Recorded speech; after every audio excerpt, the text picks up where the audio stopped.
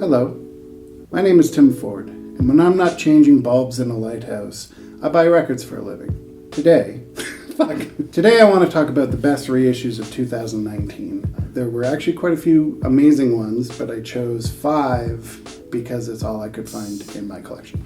The first is a reissue of Janet Jackson's Rhythm Nation. Janet Jackson is my favorite of the Jacksons. I like Randy and I like Travis. But Rhythm Nation is my second favorite Janet Jackson record, Velvet Rope being the first one. There's not really much I can say about this. It's just that it's really good, and she did a good job. Next up is Linda McCartney's Something, Wide Prairie. Linda McCartney was not a very good musician. She was a really great photographer and a wonderful wife, but as a musician, she wasn't very good at her job. But this album is not too bad. This is essentially everything she recorded by herself, maybe with her husband, Paul McCartney from the Beatles and Wings. When she died, he put it together and made an album called Wide Prairie. It's not very good, but it's also really great because she kind of didn't give a fuck. She kind of knew that the world hated her because she married Paul McCartney, and so she kind of ran with it. And it's these fun little pop gems. I mean, I, like other people, kind of think that Paul McCartney invented indie rock with the album Ram or McCartney 1.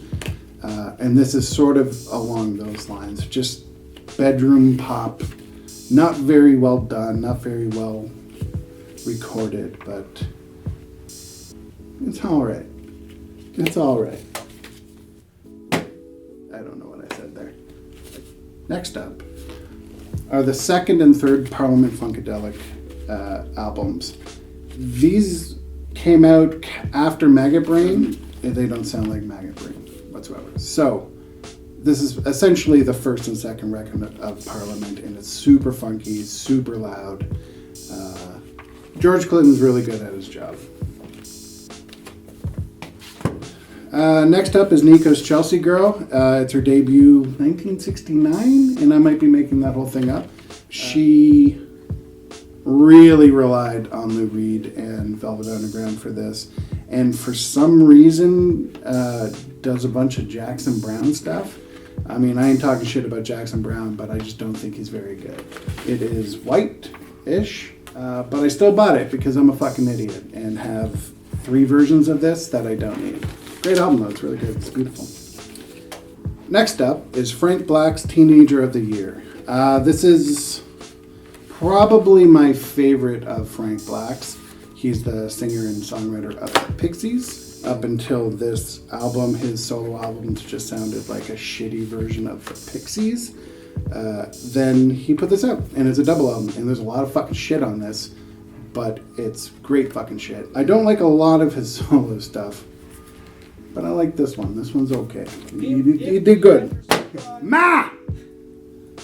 Thank you. Next up is Pulp's His and Hers. Pulp were a shitty band for a whole bunch of years, and then they put out this major label debut and became one of the best Britpop bands of all time. Then they put out Different Class right after this, and it was essentially a perfect British record, but this is where it all began. Next up is one of my favorite Canadian bands of all time, Thrush, Hermit. This is their last album that they put out through Sonic Onion. It's just a lovely, wonderful rock album. It kind of sounds like they were into shitty 70s music, but took all the good stuff and then made a really good kind of can rock album. Is that beeping in my head? So, Joel Plaskett obviously went out to do a solo career that he did very well and very successfully, but this was kind of the last hurrah of kind of the East Coast Sloan Super Frenzy crew, and I think is a good way to get out. And that concludes the top 5 reissues of 2019. Some say living in the past is a bad thing. No.